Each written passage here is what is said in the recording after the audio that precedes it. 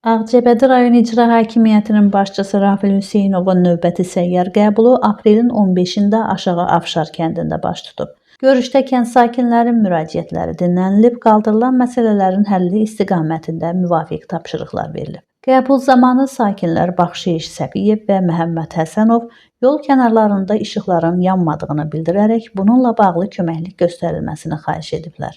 Rayon rəhbəri məsələnin qanunvericiliyə uyğun həlli üçün aidiyyəti qurumlara müraciət olunduğunu bildirib. Digər sakin Zamil Süleymanov isə yaşadığı küçədə kanalizasiya və asfalt örtüyü ilə bağlı yaranmış çətinlikləri dilə gətirib. İcra başçısı problemin yerində araşdırılması və müvafiq tədbirlərin görülməsi üçün konkret tapşırıqlar verib.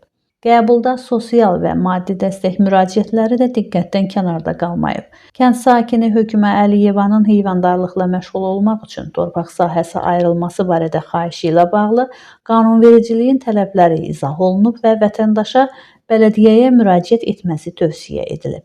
Ən həssas məsələlərdən biri isə sakin Zərifə Quliyevanın cari ilin yanvar ayında baş vermiş yanğın hadisəsi ilə bağlı müraciəti olub. Yanğın nəticəsində tövləsi və malqarası tələf olan vətəndaşa sığortanın vacibliyi izah edilməklə yanaşı ona maddi yardımın göstəriləcəyi bildirilib. Qəbulda iştirak edən hüquq mühafizə orqanlarının rəhbərləri də öz növbələrində vətəndaşa maddi dəstək göstərəcəklərini qeyd ediblər. Sonda sakinlər göstərilən diqqət və qayğıya görə ölkə rəhbərliyinə və rayon icra hakimiyyətinə minnətdarlıqlarını ifadə ediblər. Məhsəti Musa, Kənan İsayev, Aran Ağcabədi internet televiziyası üçün.